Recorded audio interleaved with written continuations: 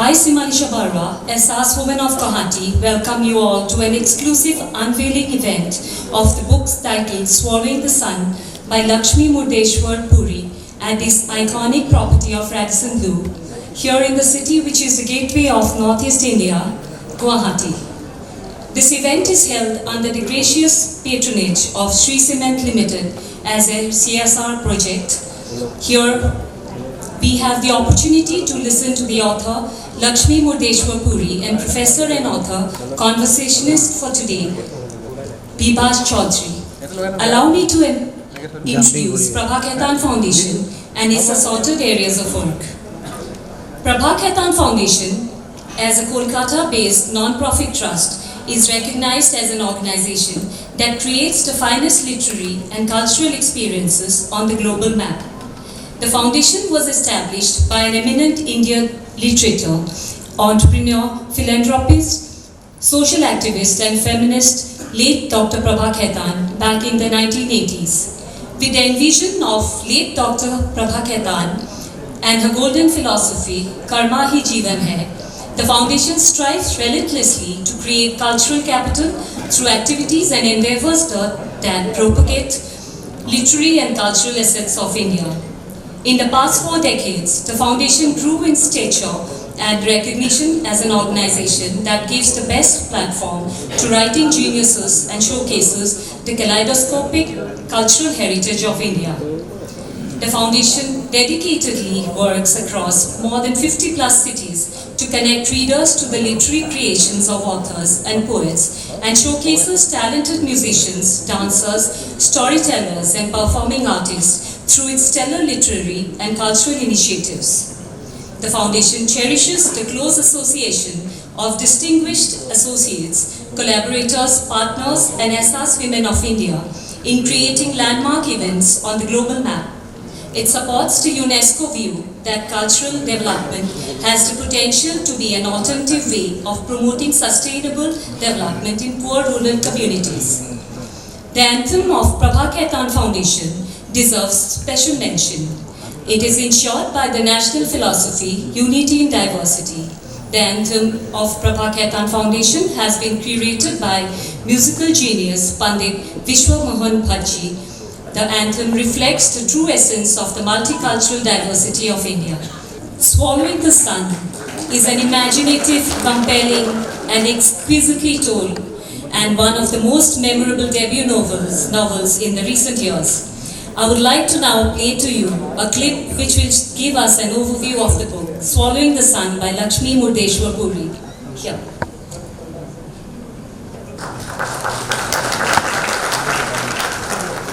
The foundation has diverse boutique literary initiatives under its wing. An author's afternoon, the Right Circle, Kalam, Akhar, etc.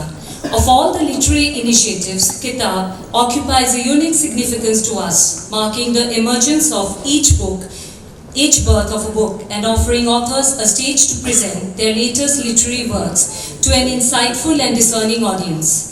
Before we start the launch ceremony, allow me to formally introduce today's author, Lakshmi Murdeshwar Puri. Lakshmi Murdeshwar Puri has been an Indian Foreign Service diplomat for 28 years. She served in leadership positions at the United Nations for 15 years, most recently as its Assistant Secretary General. She was a leader in the first global organization to promote gender equality, UN Women, for 7 foundational years. She is a recipient of the Eleanor Roosevelt Award for Human Rights, among others. I kindly request Mrs. Lakshmi Murdeshwar Puri to come up to the stage. May we have a huge round of applause.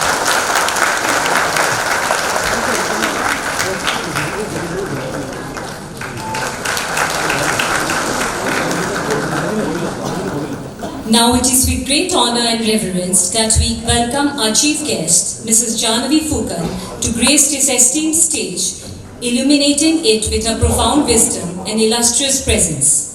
Mrs. Jahnavi Phukan, with her unparalleled charisma and vision, is a name that any introduction may fall short of.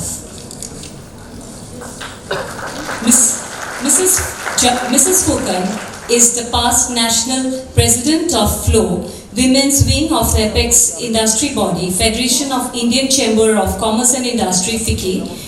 As president of FLOW, Janvi Fukan had led the organization in its focus towards establishing a new growth avenues of empowering women with entrepreneurship, capabilities and professional excellence.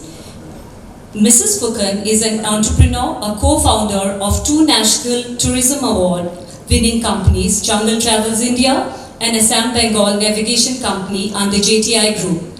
Her companies are encompassed in travel and hospitality, boutique river cruising, a small group specialized tours, tea and textiles, all of which empower young people's livelihood, especially women and their communities. Janvi started the platform Cognac with her partner from Nagaland in 2008 for the artisans and weavers of Northeast India with a curated collection of handlooms, handicrafts and artifacts from this region. She has been a member of the National Board of IIE under the Ministry of Small, Medium, Micro Enterprises, MSME, since 2012. I request Mrs. Fukan to come on stage here. I would now request our conversationalist, Mr. Bibhash Chaudhary, to come on stage, please. I would also like to request the doyen of Assamese literature, Mr. Dhrubajyoti Bora, to come up on stage. Prabha Khaitan Foundation promotes cross-state cultural understanding and appreciation. We promote local artisans and their artifacts to show appreciation to our patrons and guests by endorsing their products. We encourage all to buy local products from local craftsmen in their sustainability and development. At all our events, local food is served, which means spreading awareness about more locally grown produce in the city and community. Today, we are pleased to felicitate them with puppets from Jaipur and Dogra. Thank you. I would like to request Anindita Chatterjee, Executive Trustee, Prabha Khaitan Foundation, and Isha Datta, Honorary Convener of Northeastern Affairs, to felicitate the guest on stage.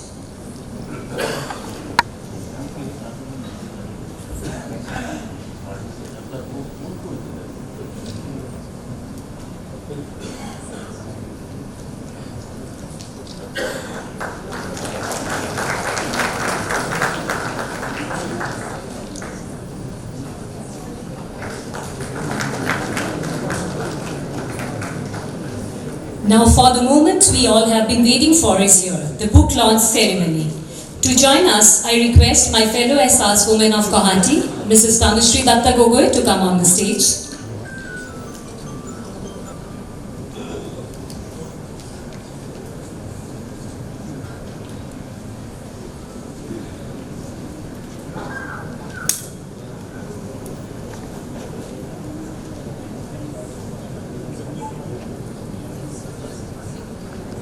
বড্ড ফুলে দিব লাগে।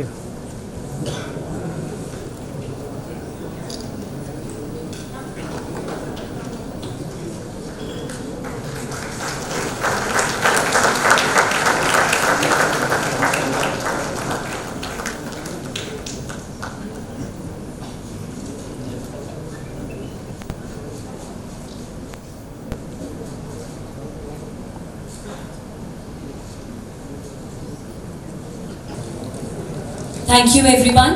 I now cordially request others to please take their respective seats while Mrs. Puri and Bibhash Chaudhary to remain on stage. It is our stark privilege to request Chief Guest Mrs. Janvi Fukan to share a few words with us.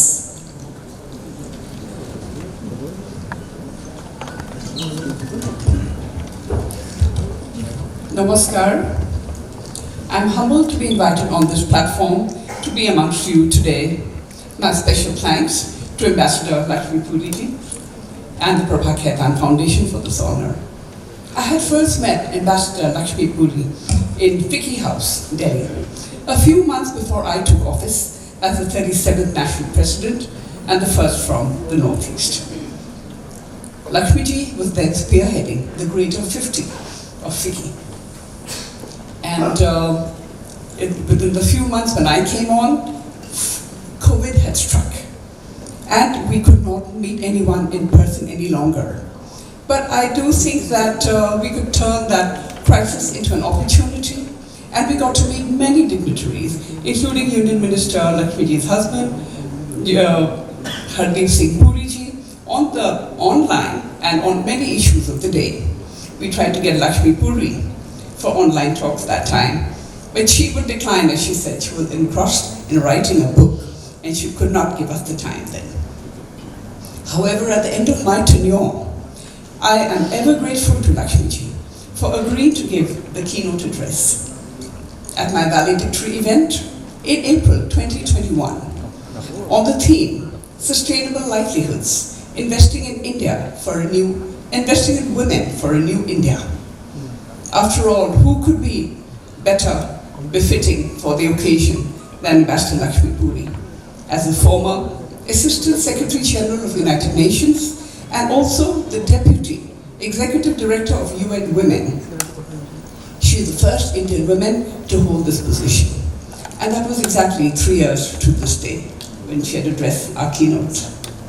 So when I was asked by Lakshmiji to be her guest of honor in Guwahati, I was deeply honored and also nervous because I hadn't read her book till then with this intriguing title, Swallowing the Sun. And I wasn't sure if there was enough time for me to do so. However, once I started on it, it was a gripping read.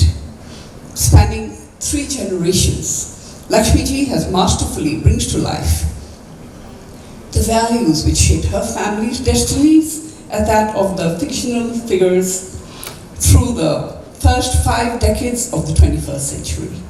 Replete with the sounds, the sights, the colors, and the sensory inputs she could bring into the book through all those tumultuous pre-independence days. Lakshmiji was born when her mother, Malati Desai, was 45 years old. She grew up listening to her mother's vivid storytelling with her photographic memories of how she and her sister escaped child marriage and societal pressures in rural Maharashtra.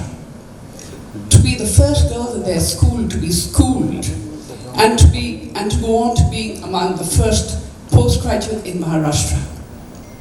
What was remarkable was that it was Lakshmiji's grandfather, Bala, a simple Marathi farmer who challenged the patriarchal mindset and the societal strictures to be able to send his 2 daughters away from the village to Ahilya Ashram in Indore and gave them the grit and the determination to forge their own lives.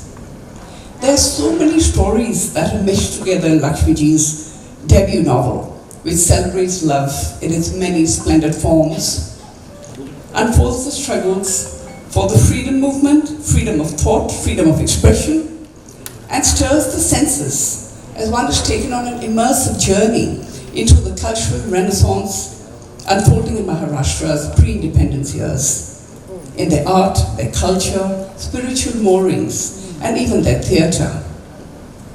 Her book is soaked in the wealth of Marathi spiritual thought and abhangs, their devotional songs, one of which, by the 13th century woman saint Muktabai, is the leitmotif for her book's title, Swallowing the Sun.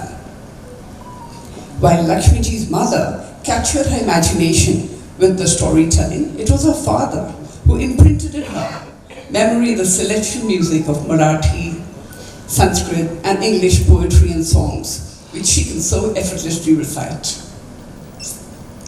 Lakshmiji's father, Guru Balkrishna Ganesh Murdeshwar, was a celebrated constitutional lawyer who played a key role in the drafting of the Indian Constitution. It was Lakshmiji's mother, Malati Desai, who took a sabbatical from her own studies to take a teacher's job in Benares in order to support her husband's legal education. And later he supported her studies to become a brilliant lawyer herself thereafter. Little wonder that to Lakshmiji, her parents were living examples of Artha Narishwara, that both the Nari and the Purusha have to both equally support and sustain each other. the story of their intergenerational and generational lives, and of their extraordinary times and their contributions to those times. We're playing in Lakshmiji's mind for 20 years as she pursued her own brilliant diplomatic career. It was fueled by Lakshmiji's discovery of the 148 love letters that her father wrote to her mother Malati a century ago. In 2018, Lakshmiji's husband, Union Minister Hardeep Singh Puri, wrote a post on visiting the Ahilya Ashram in Indore, a century after his mother-in-law and her sister had passed away from there.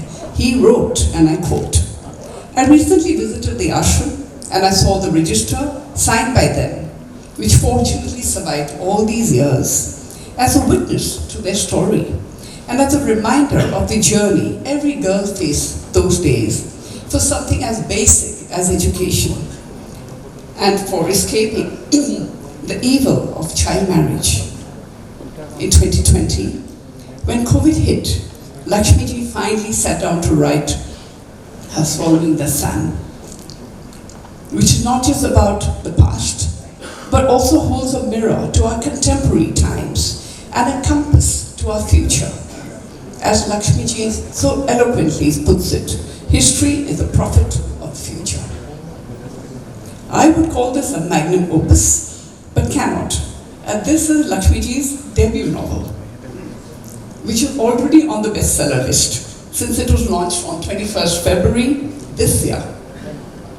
As I finished the last page of her compelling canvas, I was left hoping that someday Lakshmiji would be back in Assam to script the many sagas of our land and its peoples, and to take them to a larger world beyond our own. So thank you and namaskar.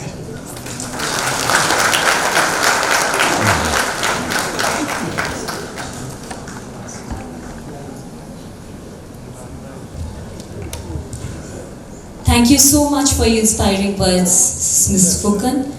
So now may I call upon Mr. Dhrubajyoti Bora for please come to the stage to share his experience. আজি এই সুন্দৰ সন্ধিয়াতে আপোনালোকক সকলোকে মই প্ৰথমে মোৰ নমস্কাৰ জনাইছো আৰু আশা কৰিছো যে আজিৰ এই অভিজ্ঞতাই আপোনালোকক সাহিত্য আৰু জীৱন সম্পৰ্কে বহুত নতুন কথাৰ সন্ধান দিব। Dear friends, it is indeed a great privilege and honor to be here today in release of this book here in Guwahati. This particular book, which I had the opportunity of only glancing through, Jahnavi has read it from first page to last. I wish I had that opportunity. But because of I got the book only day before yesterday, I could only glance through it.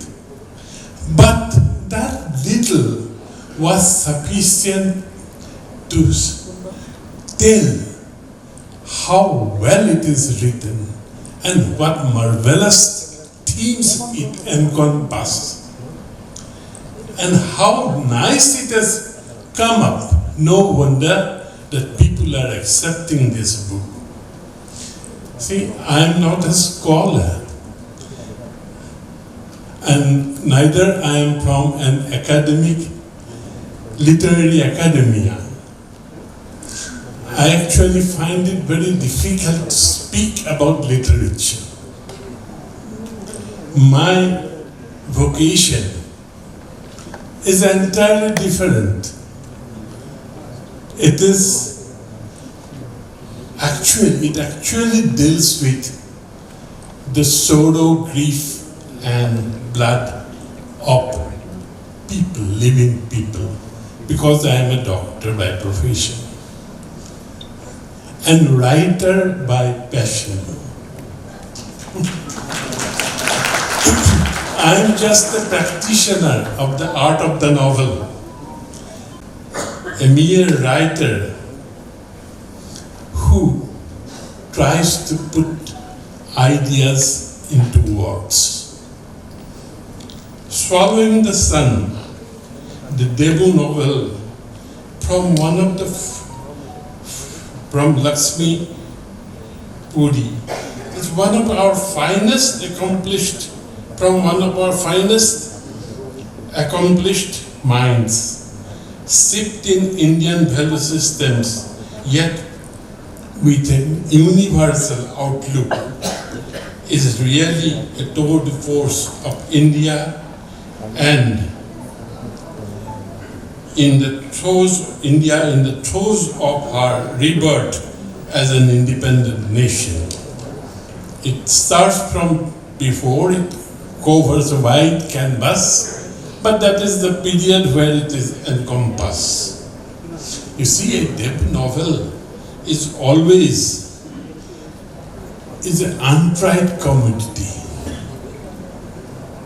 You don't know, it may succeed or it will boom. But what makes it succeed?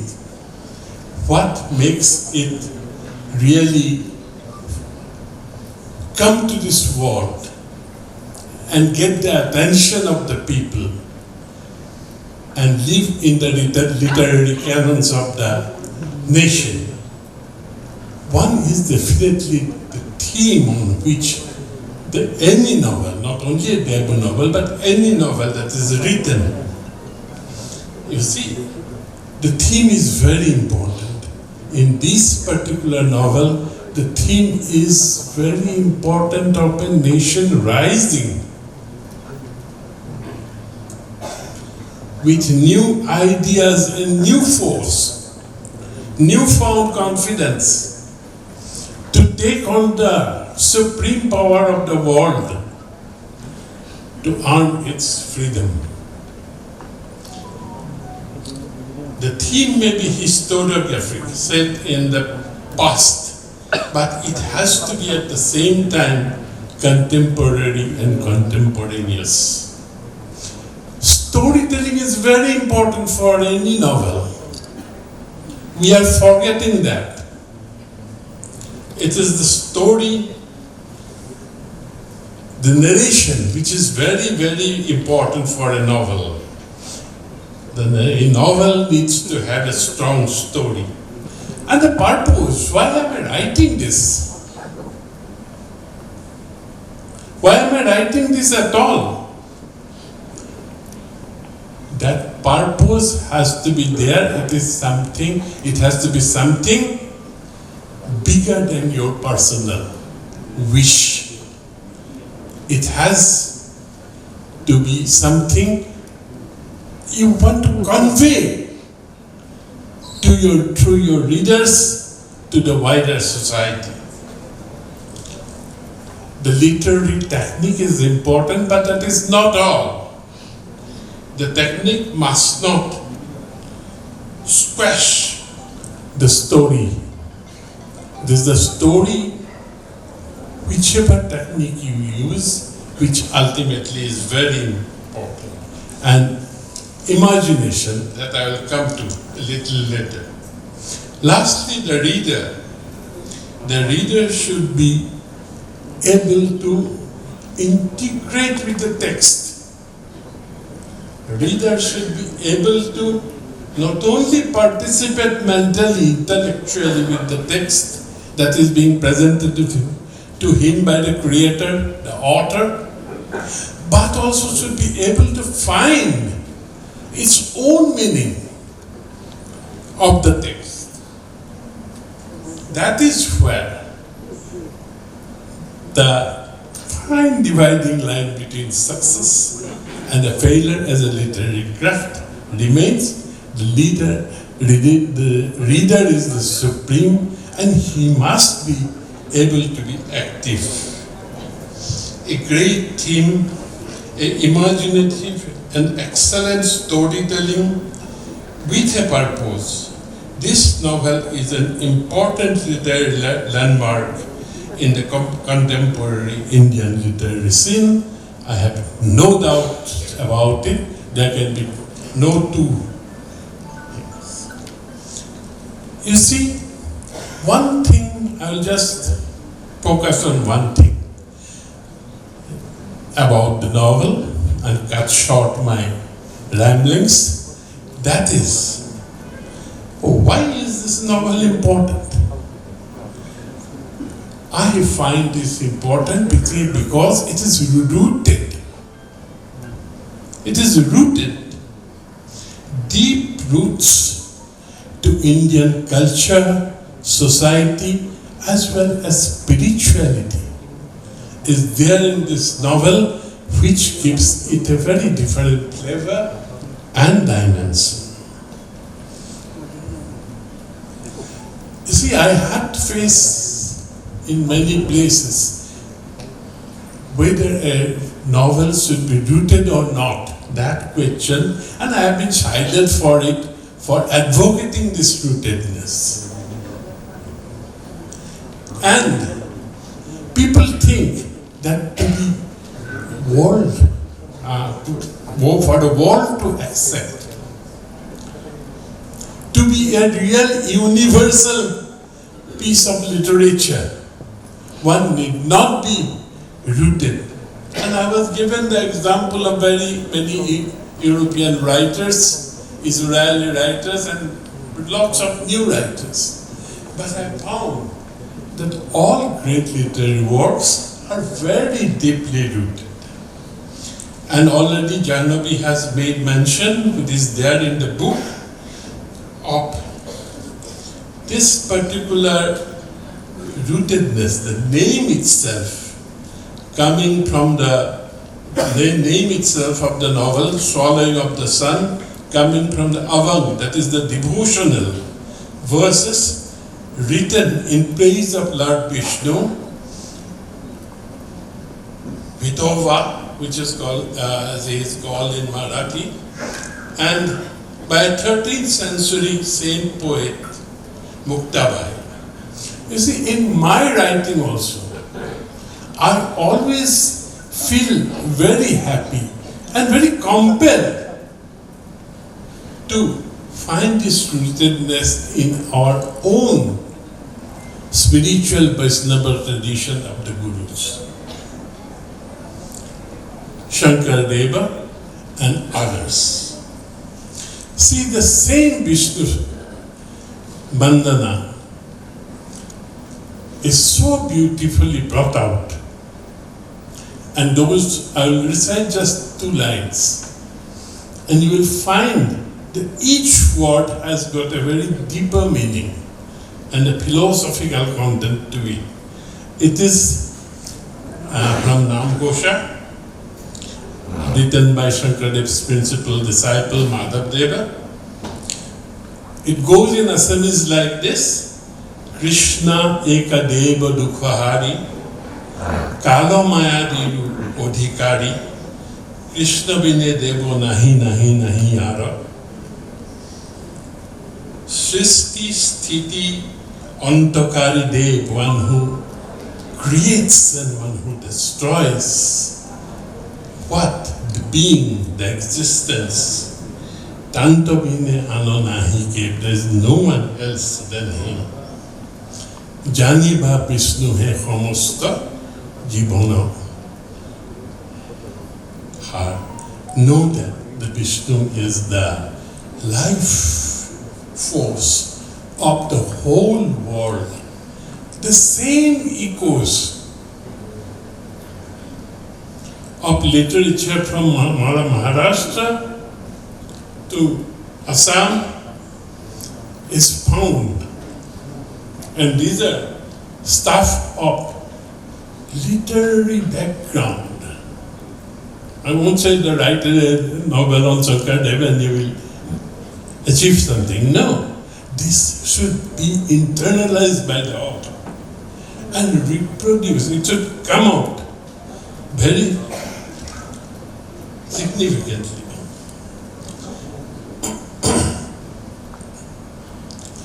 freedom movement I'm just mentioning is the greatest collective experience of the entire Indian people. It had been so. From everywhere, from every station of life, from every class of people, people came out to achieve freedom under Mahatma Gandhi's leadership. And that too in a non-violent way. Over a long period of time, people have struggled with ups and downs. And this collective experience actually builds the base of Indian literature that it stands today. I always say that I am an Indian writer who writes in essays. So that spirit comes to me from the shared experience of our ancestors, of our people who have taken part in this earth-shaking movement. This particular novel, to whatever little I have read, is highly imaginative. But this imagination, through various use of various metaphors, is so splendid, man, that it really bring to us the essence, and the reality provides us insight both to our past, to present, and also to the future. Lakshmi Puri has excelled in this craft of imagination, which is the basic to all novelists and writers, and which I don't have that much. Thank you very much. Thank you for your patient hearing. Thank you, Lakshmi Puri ji. Thank you, foundation. What was the foundation? Prabha Foundation. It's really nice for you to, all of you, to invite me and hear me out. Thank you very much again.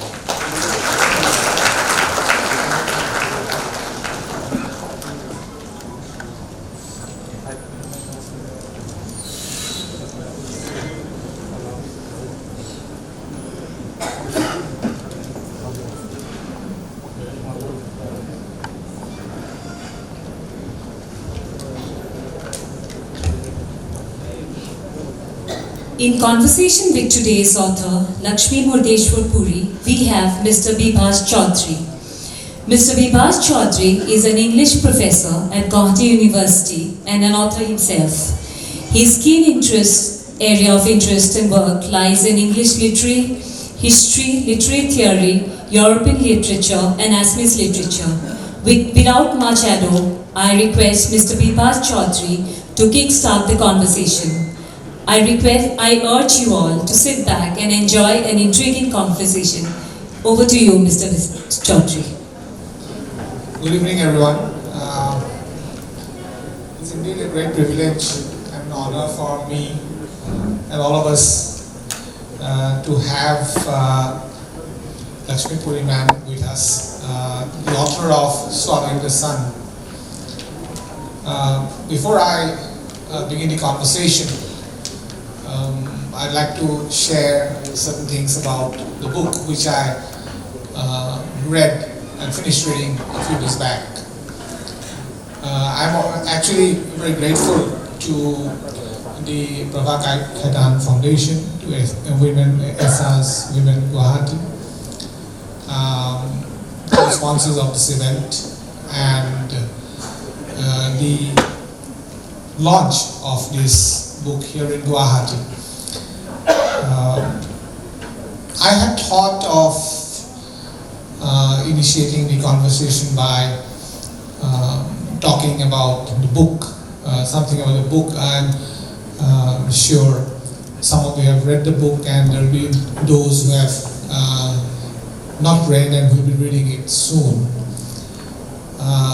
Part of my task of talking about the book was taken by Janvi Fugad ma'am. So wonderfully she covered the ground, and not only did she give a synoptic overview of what the book holds in its pages, but she was also providing the context, the backdrop, and the authorial process through which the book came about. So I'm really grateful to you, ma'am. The book, when I first came across the title, when we come to a book, we normally meet the title first. It's like you meet the man, you meet a name, and then you meet the man or the woman or the person. So, Swallowing the Sun, the title, first of all, brought to my mind something that we have all grown accustomed to. I was thinking there must be something to do with Hanuman somewhere, but that's not the case. So, being someone from the Northeast, what struck me is that how little I know about India. I think we have these pocket notions of where we are locationally, and so I was really enthralled by this whole new world opening before me of an India that was not known, which came alive through the book. The context of the book is essentially Maharashtra, and the novel starts around 1918, and it goes on to cover a rich period of Indian history, a tumultuous period of Indian history, and by the time the novel culminates and comes to an end, India has gained independence, become a republic, and the constitution has been drafted. So we see a journey of, as has been rightly put, of the nation, the process of the nation coming into being, the birth of a nation, but also birth of consciousness that is behind the making of the idea of the modern Indian woman. I think this is an excellent tribute to the resilient character of Indian womanhood. Once we read the book, I think we come across this whole gamut of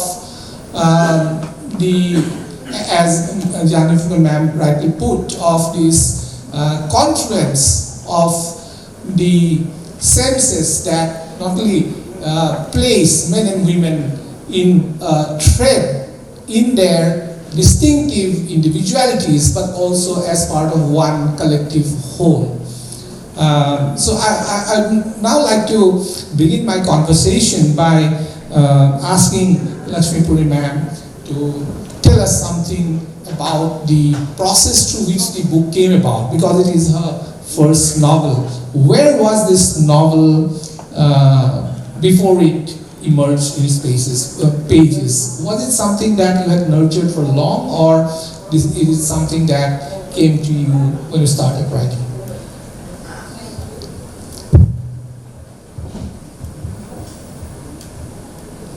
Thank you, Professor Chaudhary. First of all, Namaskar, Assam. Namaskar, Guwahati.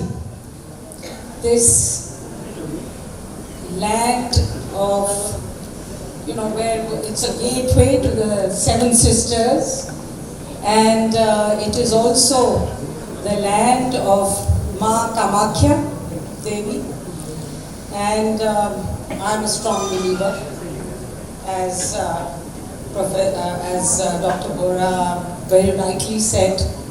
There is a very strong spiritual streak in me, and I feel a strong affinity towards Assam. and its people and its very rich culture. And I feel the vibrations from what Janviji, my soul sister, in so many different ways, including in our joint quest for gender equality and women's empowerment and those projects in the entrepreneurial and social entrepreneurship field. And then Dr. Bora, the doyen of Assamese literature, who has blessed this book and blessed me and my literary venture today. I feel very, very, as I said, very elevated by this and by your presence and by your words and your blessing. So thank you very much for that. And I also feel the spirit of all the great literary, and you mentioned Shankar Deva, Mahapurush Shankar Deva, but also the other, Lakshmi, I think, Belgaruwa, and of course you can forget Mamuni Goswami. So these great literary spirits are here with us, and I can feel enriched and feel the surge of the community with them. So I'm very blessed to be here. So I just wanted to say that right at the beginning, and thank you all for being in such great number and with such enthusiasm joining us here this evening. And of course, thank you very much to Prabha Khaitan Foundation and the Ehsaas Women of Guwahati for making this possible. Your question about how did this novel come about? This novel has been, whirling in my consciousness ever since, in fact, I would say even in my childhood, when I used to listen to the stories. As was pointed out, I was born when my parents were 45, and so they were 2 generations apart from me, and I found their world to be fascinating. So I lived in this post-independence world, but I very much, through their stories, and both of them were great storytellers. It's all about storytelling, and this land is a great land of storytellers, Assam. So they were, in their own ways, she was this flamboyant and florid, you referred to some of the metaphors she would use them, and she was steeped in myth, mythology, Greek and Hindu mythology. So she would very much, embody in her the germs of this novel. Similarly, my father.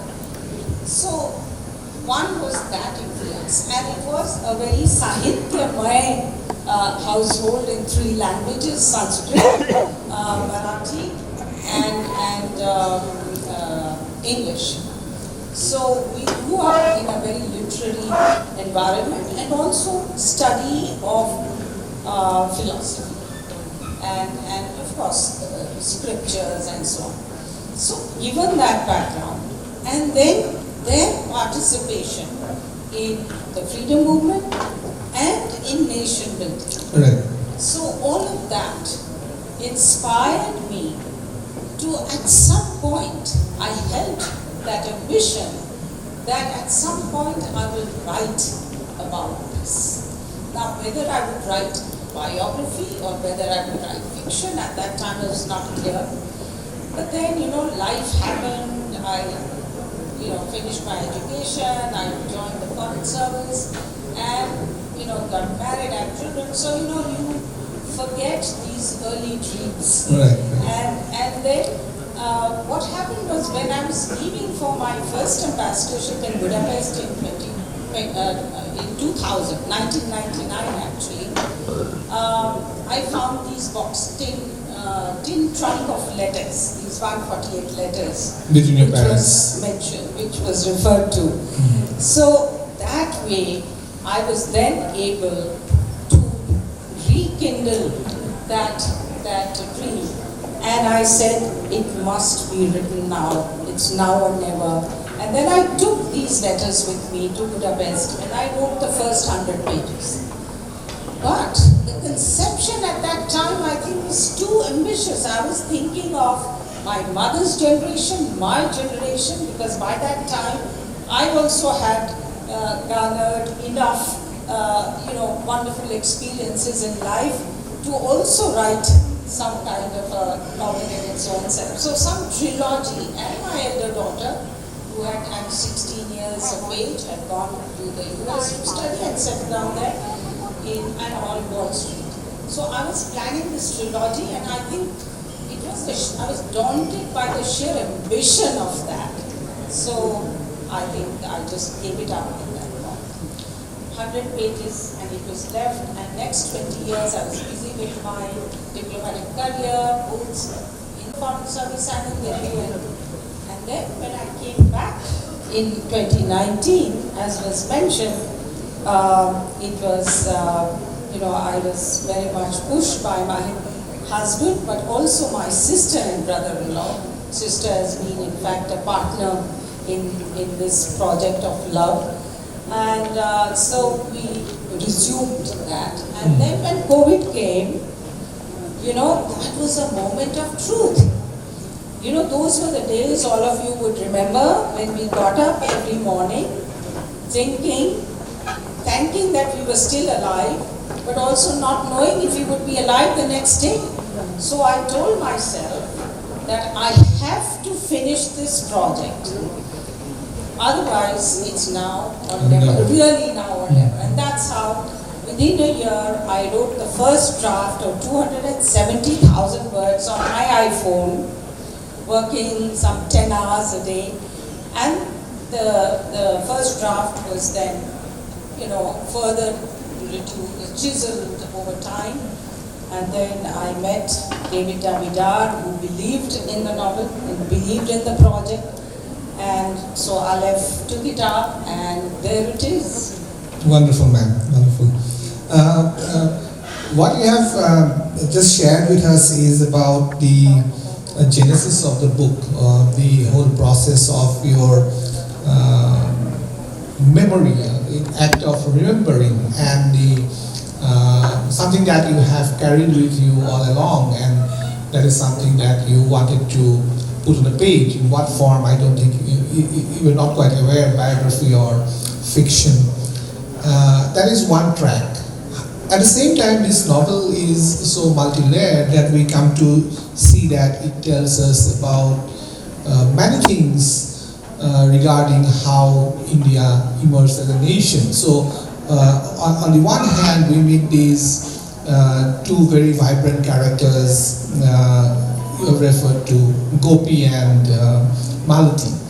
On the other hand, we also see that their individual journey is something that is contoured by the movement of the country towards nationhood. At what point do you feel that you could bring them together and bring them together through this very, very inventive title, and also something that takes us back to what Dr. Bora was talking about, roots. How did you work it out? So firstly, I chose the fiction route for a reason, because I felt that fiction would be better able to reveal the truth about those that I wanted to celebrate through this book, and that period too. And a biography would, on the other hand, also only appeal to the intellect. I wanted to appeal to the heart and to the soul. Right, right. And that is why I chose this form. And many have called it faction. Fact and fiction, Right. a blend of that. And then the period that I chose was really a seminal period for India, but equally for a generation of young people, and I want to emphasize this, that this book is about young people, for young people, by young people. I may have written it as a senior citizen, but it is really for and about youth. The young people of that era, and particularly those who got the opportunity of a Western education, Right. and they're reimagining themselves, they're reimagining the society around them, and they're reimagining the idea of India. Right. Right. The idea of India not only in terms of freeing her from the shackles of colonialism, but also what would India look like? And as was mentioned by Dr. Puri, this was one of the most audacious and impossible looking projects of humanity at that time. Nobody thought in 1918 or 1920 or even in 1940 that we would be able to, as you said, defeat the mightiest power on earth. And yet we did it, and we did it the way we did it, uniquely. It became an exemplar for the world later on, even in the the other countries, Poland, Czechoslovakia and others later. So this very seminal period, the tumultuous period, but also a very formative period. You know, I always invoke the Charles Dickens Tale of Two Cities. This was the worst of times and the best of times. And then the hope and despair, and there was no future, but there is the full future ahead of it. So this was a time when the young people could turn the worst of times into the best of times. Wonderful. So that is why I chose this. And also, I felt that there is such a strong resonance, as Dr. mentioned, with the present. We are also at that, that turning point in our life as a nation at 75 plus, as an independent country, a modern independent state, where we are reawakening as a civilization, reclaiming, and I use these words deliberately, our civilizational sovereignty, our swamitva. And this is also the point then when these young people were somehow awakening to that. And then simultaneously with that, there was this cultural flowering. I've talked about the Renaissance that happened elsewhere, but definitely I'm sure it happened in Assam, it also happened in Maharashtra. So that cultural flowering and the coming together of the freedom struggle, the cultural flowering and the civilizational awakening, isn't that what is happening now? And the young people have a role to play, and they have to take this up in a major way to really realize the goals that have been set for 2047, developed country, but also an evolved country in every way, culturally, socially, in every way. So that is why I felt that we must learn from history. I'm a student of history. We must learn from history. Otherwise, we are condemned to repeat, going into slavery, which that phase represented. But it was also a phase which led to the miracle of independence. I was thinking of another question, but I have to ask you this. In this novel, in the early part, when we meet the young people, this is, as ma'am has rightly pointed out, this is a novel about young people. The characters are young people trying to make their mark. What struck me is that, like many of us today, and in every generation we face this question, is that the young people, they have to make choices, and very critical choices. On the one hand, there was the temptation to go towards the path of violence in pursuing the goal of independence. On the other hand, there is the example of Mahatma Gandhi, and decisions to be made about career, about the profession they choose. And the two principal figures of the novel, Malati and Gopi, they support each other in different times, in different ways. They support the cause of independence, but they do not lose sight of the horizon in front of them. So, ma'am, how do you really conceive that part where you have these young people who are so tempted, and of course that temptation is something that comes across, and yet they manage to balance it out, to keep track of their careers, and yet keep inside the birth of a nation. So they're not simply pursuing careers, they're also keeping in mind the changing nature of society. How do you really balance that out?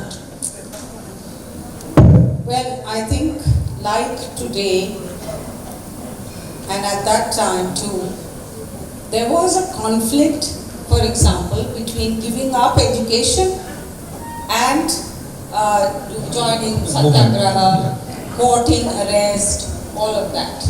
So those conflicts are brought out very well in all of this. And what I have traced is that not only men but women who for the first time were getting the chance of higher education like Malti and Kamla and others, even they were joining the freedom movement. So not enough is celebrated about the women power in the freedom movement, and the book does that. But let me just give you a few examples of what you have said. Early on, the first act of nationalistic expression is theatre, the resistance by theatre, which means that they stage a revolutionary play for the first time in the bastion, in a Western educational bastion. I know there are many educationists here.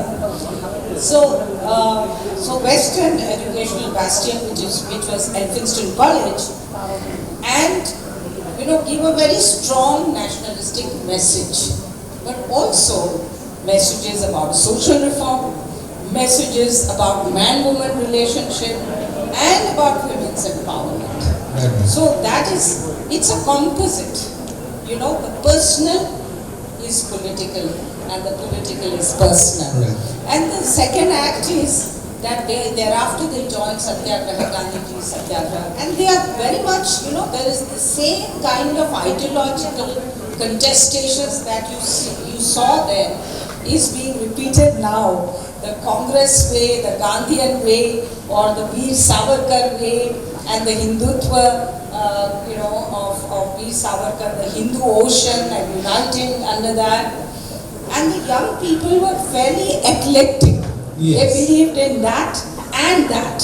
They didn't have to choose, or they didn't want to choose. There was also the revolutionary armed resistance path. So there is that conflict that comes out in Banaras when there are 6 chapters in Banaras, and there, as someone who believes in Mahatma Gandhi's non-violence, she is, however, drawn to support the revolutionaries, although she keeps telling them, please don't go that path, and all that. And she suffers for it also. She is then, told that she has to leave Banaras Hindu University. So there are these kind of conflicts throughout,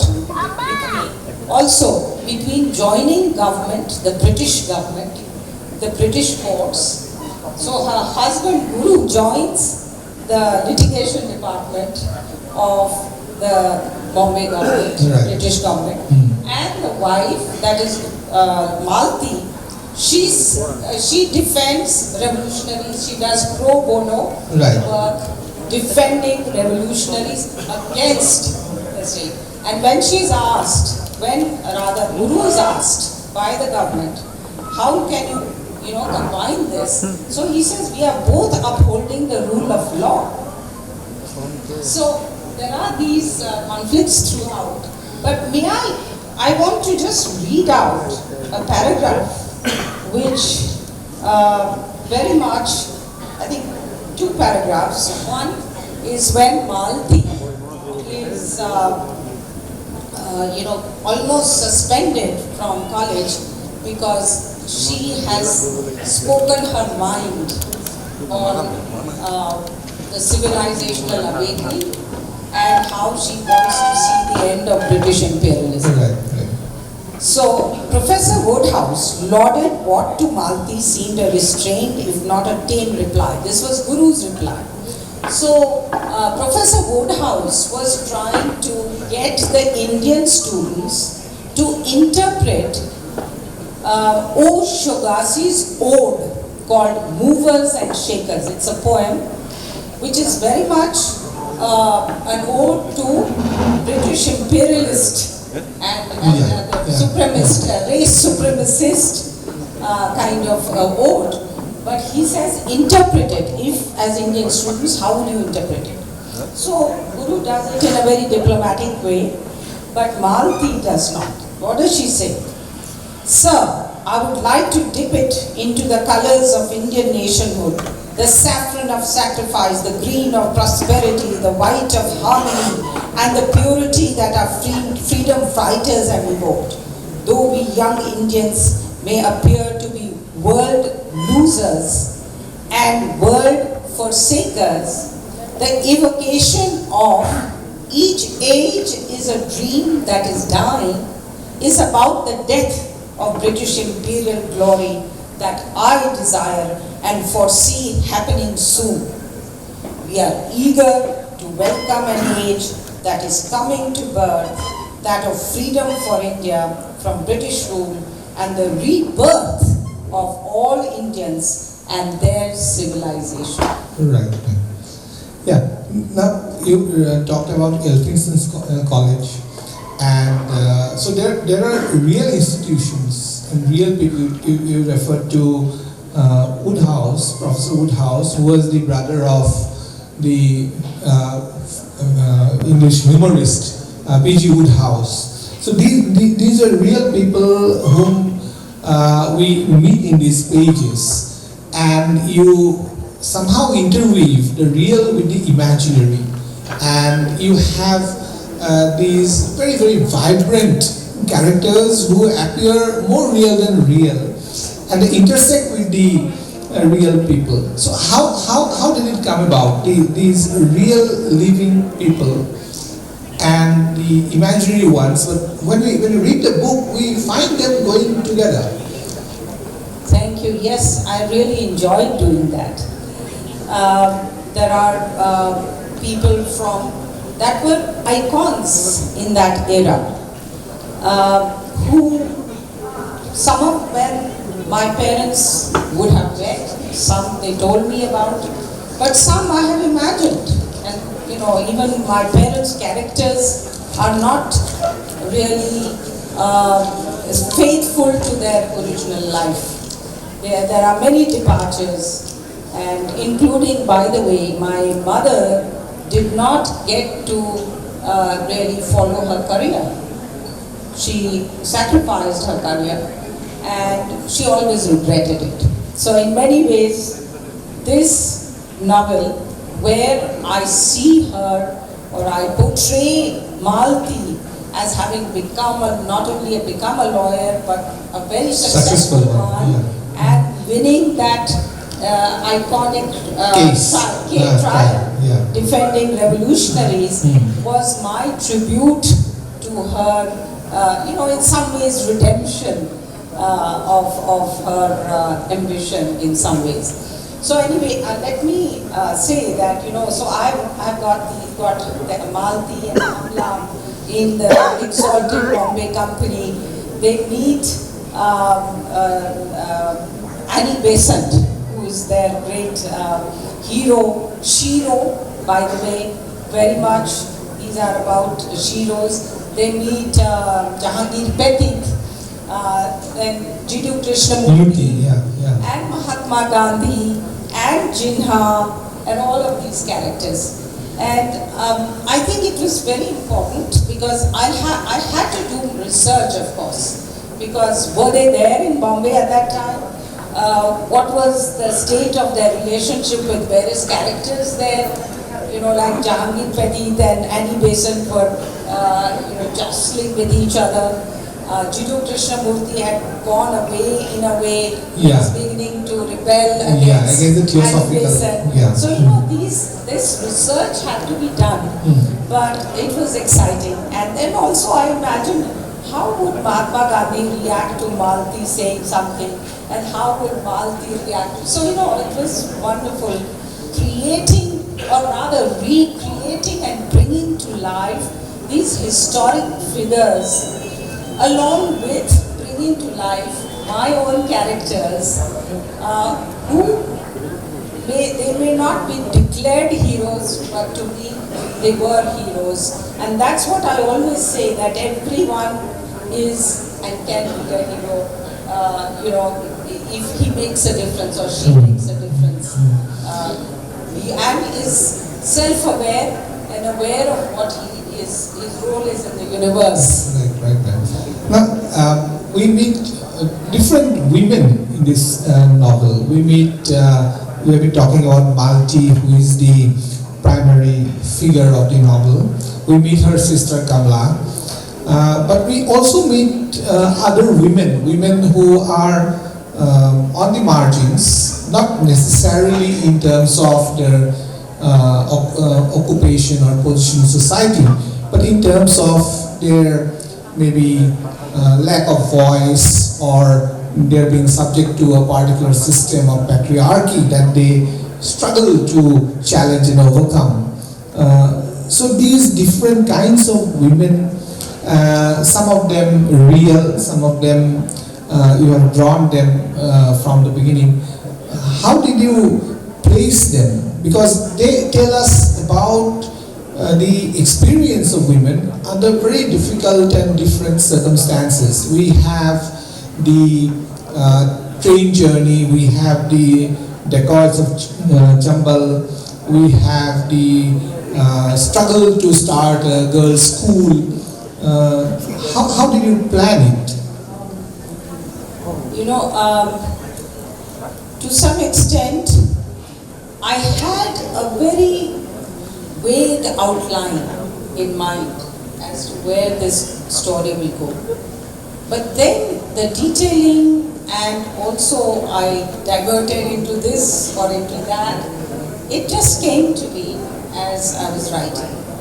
But I want to, at this point perhaps, talk about Muktabai and Muktabai's Abhang, and why I chose that title and that epigraph of her Abhang. She was a 13th century Barkari saint, a teenage saint.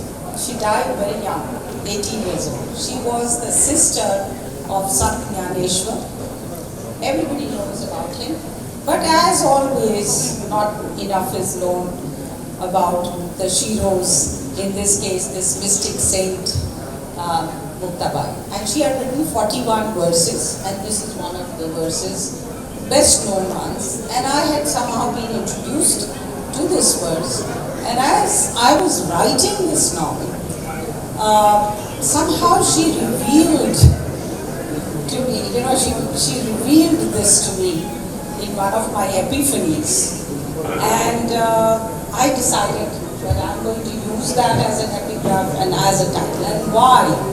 Because it has such a profound meaning about, as was being mentioned earlier, about the indomitable human spirit, and the power and ability of everyone to self-realize Yes, yes. and to overcome and break boundaries and attain what seems at that time unattainable given their circumstances. So let me recite Sure. the original Marathi and then give the meaning. मुंगी उडाली आकाशी, तिने गिळले सूर्याशी, थोर नवलव झाला, बांज पुत्र प्रसवला, विंचू पाताळासी जाय, शेष माथा बंदी पाय, घार व्याली, वाशी व्याली, घार झाली, देखोनी मुक्ताई हसली. The ant flies into the sky. She swallows the sun. Another miracle. The barren woman gives birth to a son. The scorpion burrows down to the nether realms. The snake king Shesha bows at its feet. The housefly begets a hawk. Muktabai sees all, Muktabai laughs. So this spirit of attaining the unattainable is what also powers so many of my characters, particularly the women characters, and also the power of becoming extraordinary, from being someone ordinary to becoming extraordinary. And that is a miracle. So the women characters, all of them, except perhaps some who accept their fate and live within the confines of their given station in life, you know, that term, or stri dharma. The others, particularly Malti, but also Sarla, Kamla, and also Veena towards the end. Yes, yes. So all of these characters, they are wanting to assert their subjecthood, their selfhood, and also, you know, to declare that we are essential, we are absolute, we are transcendent. So that is the spirit they try, whether triumph or tragedy. And some of them face tragedy and also struggles and loss. Yes. All of that. So that is the spirit in which the women characters, but also men characters, because I show that without the support of The men. Women respecting men, gender equality is an incomplete project, an unfinished project. So I also portray some very empathetic men who support, like Baba Hussain and Guru, and also Malak, Yes. brother-in-law, who's a feudal lord, but you know how he sheds and evolves Yes. that patriarchy out of patriarchy. So these are two very important messages as well. But let me perhaps at this stage also refer to you know the element of how society, you know, enables or stops people from attaining the unattainable. And at the national level, it is also as much as attaining the unattainable as the independence movement. Yes. Yeah. One striking feature of this novel is something we don't find in contemporary writing, is the inclusion of verses, poems. We have poems, verses of different kinds, and it's a very risky undertaking for a novelist. Risky undertaking in the sense that because the reader is going with the flow, and someone not accustomed to reading poems may find it a little jarring. How has it come about? What does it mean? But what struck me is a seamless movement of the narrative with the poems. Not that the poems can be kept aside, but we move with the poems. So they're not mere adornments. They're not simply there for decoration, but they are part of the narrative.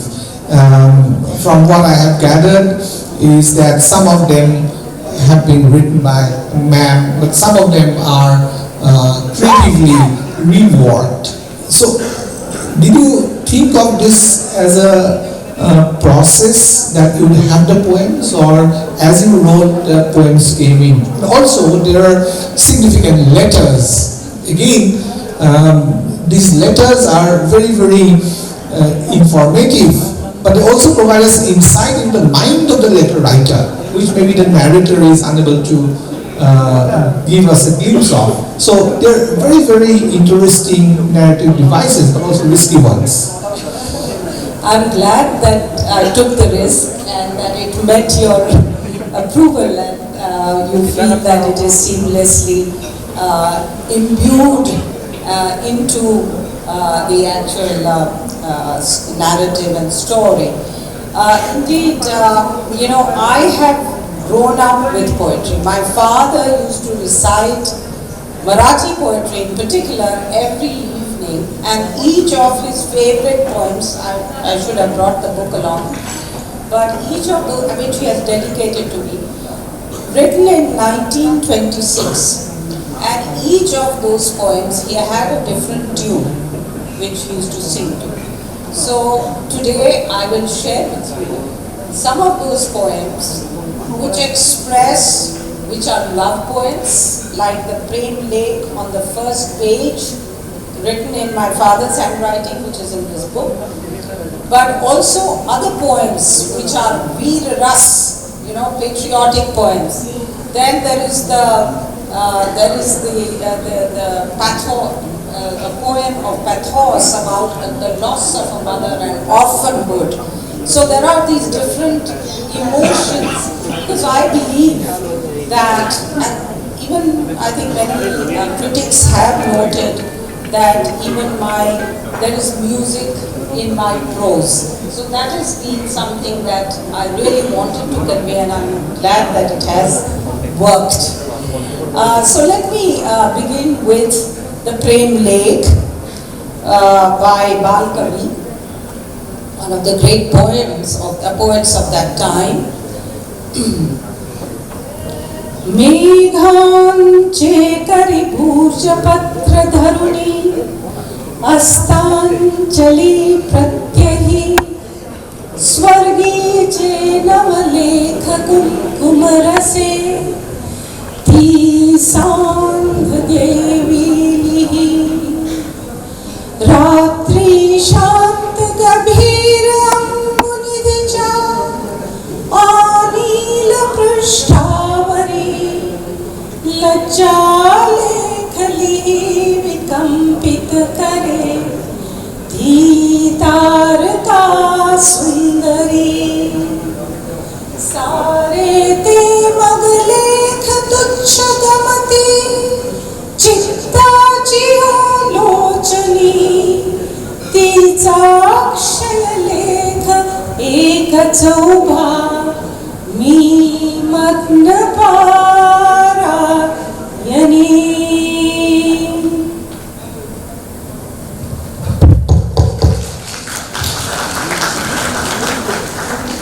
Holding the birch bark of clouds in her hand, the glorious sunset as a perennial witness grand, her pen dipped in the red sack of my love infinite, the evening goddess writes a new missive exquisite.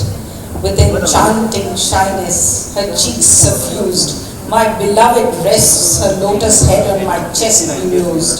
She creates our love epistles mystique, in the poetic language of our breath unique.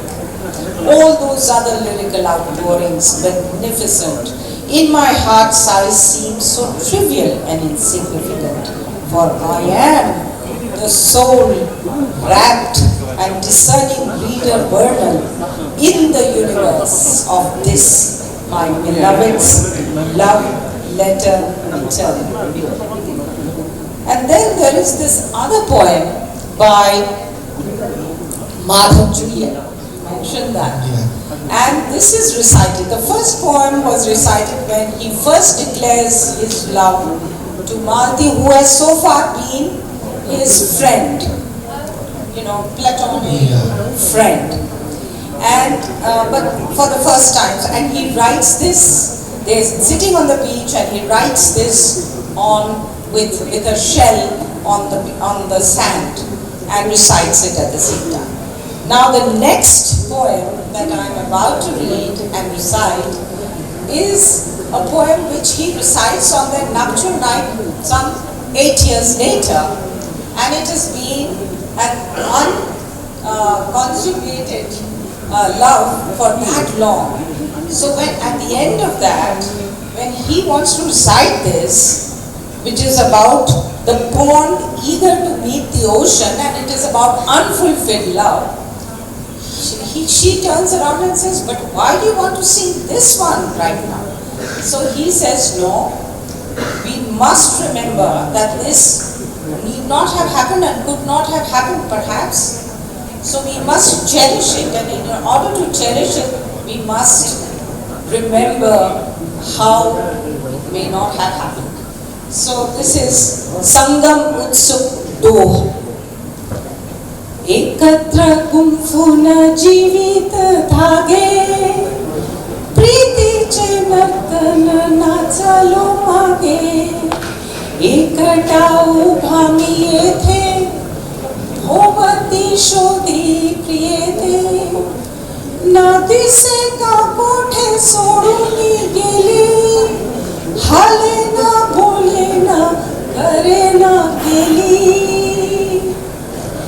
So, let me briefly give you the meaning. It's a longer poem, but let me just give you the last few verses in English.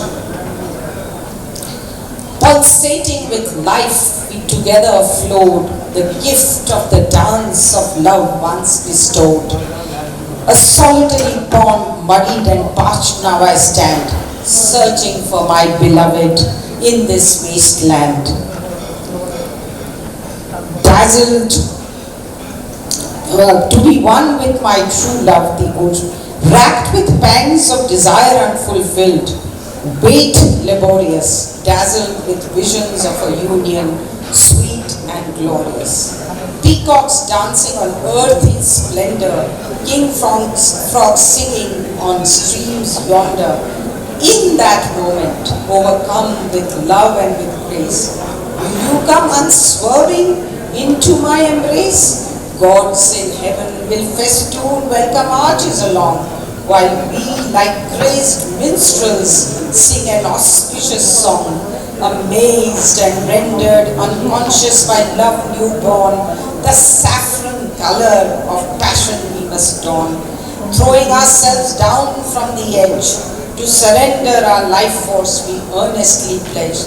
Then we will finally attain our union with the ocean supreme. But alas, ending this cursed season of Vaisakh remains but a dream.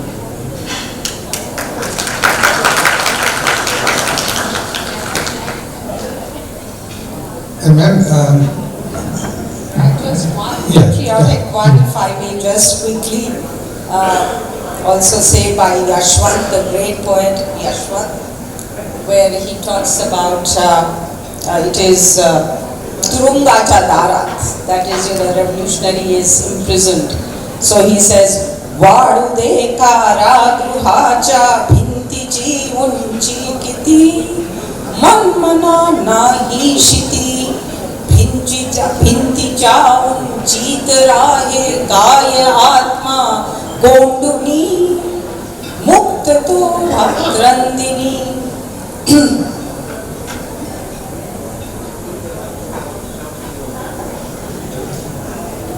Let the walls of the prison grow higher and higher. My strong heart will never be shaken or tired. My patriotic soul can't ever be kept in thrall. It is free to roam in the day and at nightfall. My devotion to my motherland rises within me, step by step, like flood waters gushing in. Now, another aspect of this novel is that it covers many places. If you look at the cover of the book, Well, sorry, you had asked about letters. Letters, Can I yeah, sure. quickly read a little bit of the letters? Just one small. You see, so these letters there are 3 chapters here which cover the letters, and which are, so there are 3 chapters. One of them is Love, Letters and Life Apart. And I just want to read one short letter which I've taken from one of my father's 148 love letters. My mother was not so responsive. The few letters we found of hers were very matter of fact, whereas his were always very romantic and very elaborate and so on. So he puts, this is a remote relationship, and he puts a lot of value on this. So he says, I do my usual pilgrimage to the letterbox and feel crestfallen when your letters do not arrive. I see this as a punishment for my coldness and formality perhaps, for I deserve no better than death, cold silence. It is such a horrid torture to wait for a letter that never arrives or which sluggishly arrives the next morning, if at all. A troubled night, a sleepless night, a troubled day, an anxious heart and an ailing body. That is all my gain, dear Malti. How can you be so superbly careless when I am so punctiliously careful? Yes, ma'am. Now, I was just referring to the multiple settings of the novel. We have different places, and the cover of the book, I think, indicates towards the right side there is this letter, and at the bottom of the right side we have the steps of Banaras. So the multiple settings of the novel, from Ratnagiri to Vaishali, Bombay, Banaras, and each setting is imbued with its own character, own culture, own signature. So how did you really work that out? A different kind of vocabulary, a different kind of cultural register, different kind of social ambience. Did you plan them separately? Yeah. Did you plan them separately and bring them together? No, I think some of it was pre-thought. As I said, I had an outline. But some of it came as I was writing. And so we begin with Ratnagiri, a rural Maharashtra. Then we go to the princely state of Ahilya's Indore, where she is in the orphanage cum school. Then we go from there to Vaishali, which is actually Gwalior and Guna. And then we go to Bombay, where Elphinstone College and all that, and also which is the hub of the patriotic movement. And then Banaras, Simla, Delhi, the finale is in Delhi.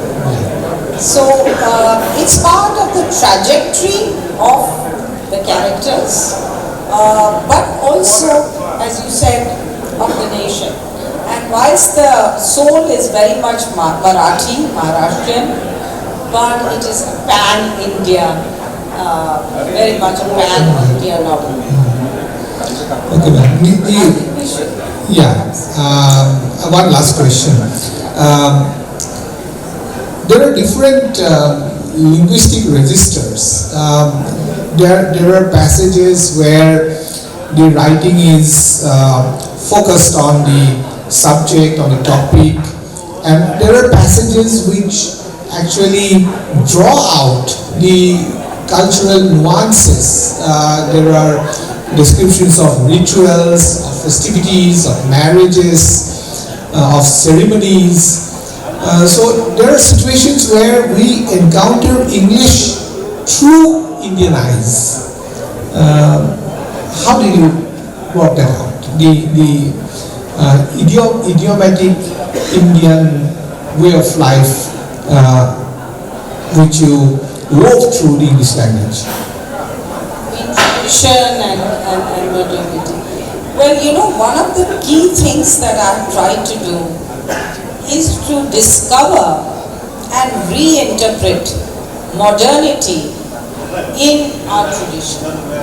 And what do I mean by modernity? When it's a question of gender equality, it was not foreign to us. It is so much a part of our culture, but it has got lost in the sands, desert sands of, as Rabindranath Tagore said, dead habit of patriarchy. So I have used, for example, Kautilya says, Kautilya's Sarla quotes Kautilya to say, how can you say that women don't have, for example, sexual needs and desire? Because Kautilya said that women are twice have twice the hunger for food than men. That they have 8 times the sexual desire than men. And she says they are 6 times as courageous as men. And they are doubly astute as well. So you have to use tradition, and that is what I'm trying to do, to really, and also the concept of self-realization, that each one has equal right to realize their potential. This is not alien to us, it's part of our tradition, but again we've lost it, and that's what we don't know. So that's how I've blended and used. Similarly, these young people, they have Western principles and ideas, and whether it's Kafka or Freud.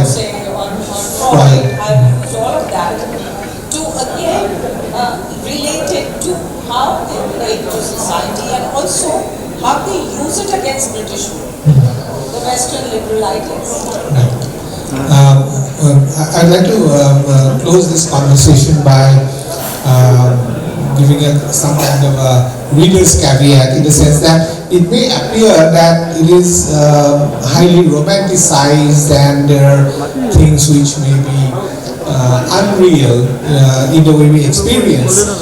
But I think what we see here is, we see the Guru Malti journey, their coming together, their realization, their union, the togetherness, but also we see stress. We see stress, we see problems in the relationship, something which we identify and we can relate to in our everyday lives, in the world around us. So the sway between the ideal, the real, and the lost. They feel lost, and they feel this is the ideal, and they also feel, okay, we are real, and so we have real problems.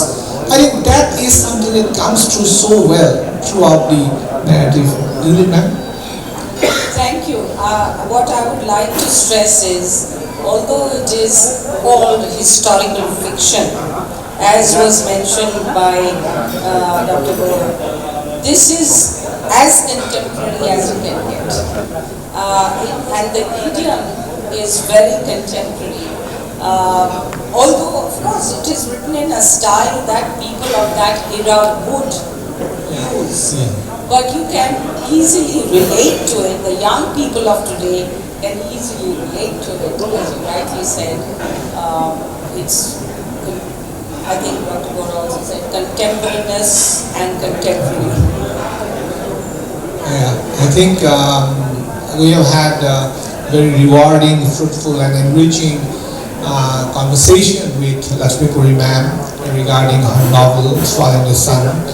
And from my experience of reading it, I can say that it is indeed one of the major fictional narratives to be written in recent years, an experience that I'm sure you would all be looking forward to as you go to its pages. I thank ma'am once again. I thank the Khaitan Foundation, to Ehsaas Women Guwahati, and the organizers of this program. I think we have question and answer session. So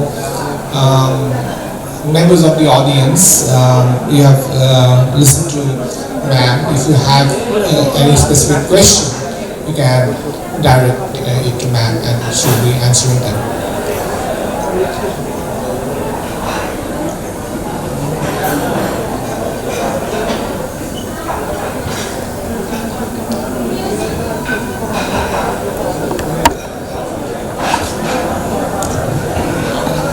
Years ago, I just read an interview of Arundhati Roy. She said she had poured out all she had into the first book she wrote. So I haven't read the book, I definitely will. For you, like, this definitely has been a similar experience. You have poured out a lot and there's a lot of emotions and sentiments also involved, I'm sure. But I still want to know, I'm just curious, is what's next in your mind? And will you go through the same feeling once you work? I wish I knew the answer. When I finished this, as I told you, this was during COVID days, and I told my husband, now I can die. It was that kind of a book, that kind of an outpouring. I don't know whether any other work will have that kind of a, outpouring in the way that this book has been. But yes, I plan on probably a sequel, which I had originally thought to complete that trilogy that was originally in my mind. But first I have to get them translated, this one translated into as many languages, also to take it internationally. And I would very much look forward from the audience, even otherwise, if there are good translators into Assamese, I would very much like this novel to be translated. Because as was mentioned, it is, our coming here and the foundation wants to create this osmosis between our different Indian cultures and between Assamese and Marathi and English through the medium of English, so to say. But I think I would very much like someone who's interested and is able to translate it into Assamese and other languages. Marathi and Hindi I'm already working on. Thank you. Thank you so much.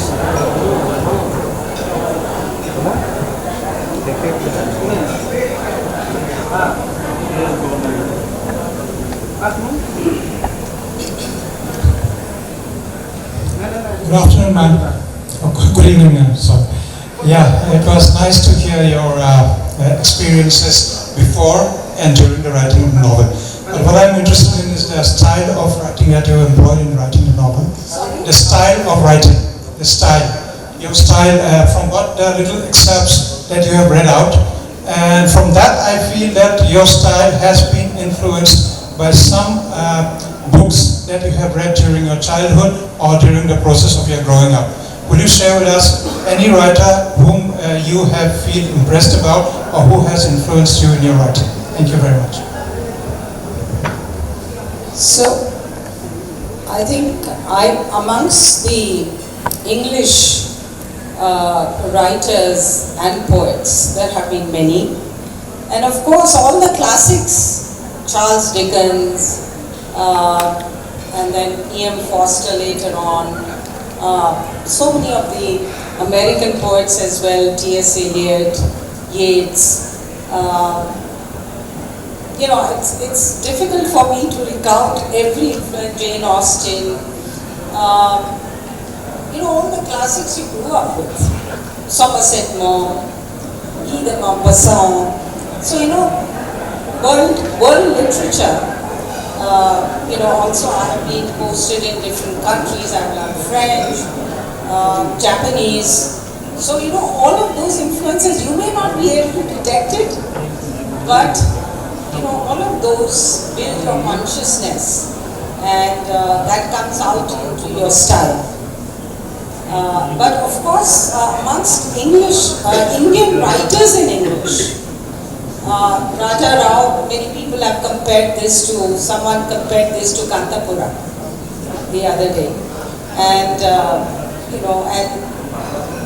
so I have been influenced by many of the Indian writers in English too. Thank you very much, ma'am. That's very kind.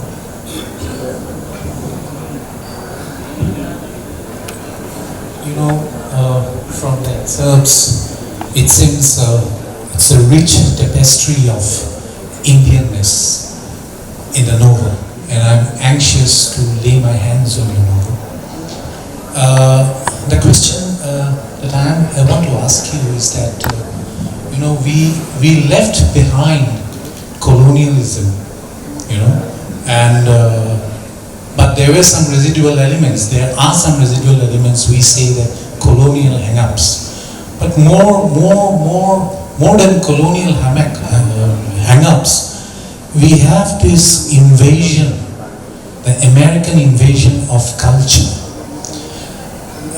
Be it the food that our children eat or prefer, or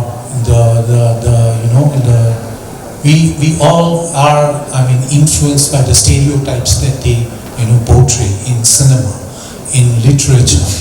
So how do we as a nation of, such plurality stand up to it? Your take on that, ma'am? It's a very profound question. I'll try to answer it in the best way I can. It's not a one-way street that our children are influenced by American culture. There is an equal and opposite invasion of, say, American culture by our culture. And I say this because both my daughters live in the US and I have grandchildren, and I can tell you that they carry back into that society as much of Indian culture, whether it's yoga, whether it is Indian cuisine, whether it is, and culinary preferences, and also I think the films, TV, OTT. So I think we have to build our own strength to be the cultural colonizers, if you will. And that itself will create a global culture where we are dominant. So I think that is happening to a large extent, and I think we are also trying to share what Prime Minister Modi calls Gulami ki Mansikta, and to establish a post-colonial mentality so that we are comfortable in our own skin. Yes, we take everything like Mahatma Gandhi said, we keep our windows open and we allow the wind from everywhere to blow in.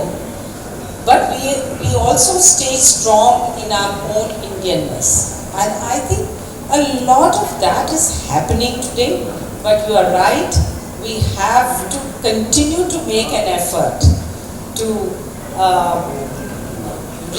and that's why that confidence, and also to resist many empires today. The virtual empire is one of them. And how do we dominate that virtual empire? These are, whether it is AI or whether it is the internet and the social media, all of that, these are virtual empires. So how do we maintain, as 1.4 billion people, how do we maintain our our own identity, but also push through our influence in the rest of the world using these very tools.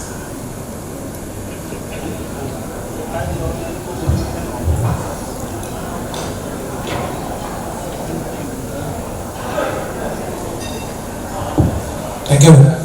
Very excellent conversation. Basically, I want to know, you have described that your style is slightly different in the sense because you are using blending prose, poetry as well as letters, which is usually seen in postmodern literature. Earlier, someone is using prose. But problem is how to decide this blending. When you think that this will be good for prose, this section will be good for poetry, and this section I will put letters. How to decide that? Because it must be smooth, at the same time narrative should go on, and there should not be anything as the conversation you said that it should not be jerky also. So how to decide how to blend it? Because letters are more or less okay because you can put them, but blending of prose and poetry, because sometimes poetry is single word will say many things. In prose it is not. So how to decide that sort of blending? So it's as the situation demands. As I said, if he's making a proposal, the best way to do it is poetry. And I can imagine that he would have done it that way. Similarly, when they come out of this patriotic play, after the patriotic play, and there is a threat of suspension, but they escape it and they come out triumphant. They say this Varude Kara Guwahati Bindi Unchi Man Mana Nahi. So they have that veer ras, filled with veer ras. So depending on, and then there is this mother's, he's mourning his early death of his mother, and he recounts another poem. So there are, and some of these poems are conveyed through letters. Sometimes they are recited. Thank you, ma'am.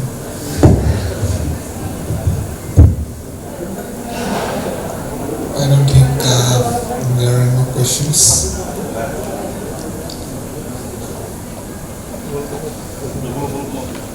Thank you. Thank you. That was indeed a captivating interactive session. On behalf of Prabha Kitaab Foundation, I, Tanushri Datta Gogoi, express my heartfelt gratitude to Lakshmi, Puri ji and Professor Murdeshwar for an engaging and intriguing conversation. It was truly a pleasure to have you both. Special thanks to our special chief guest for this evening, Ms. Jahnavi Fukan, for her gracious presence. Thank you, Dr. Dhrubajyoti Bora. It has been an honor to have you amongst us and enlightening us with your kind words. Last but not the least, to everyone for joining us in commemorating this significant milestone. Without your presence and support, today's Kitaab event in Guwahati would not have been successful and enjoyable. Good night, stay happy, stay healthy. I want to particularly thank Professor Murdeshwar for sharing his insights. And I discovered, as Dr. Bora said, when a reader and a literateur like you reads the book and interprets it in a different way and gives me insights as a writer, that is the true test of the novel and of the person reading it and interpreting it. Thank you so much for being there. Thank you, ma'am. Thank you so much.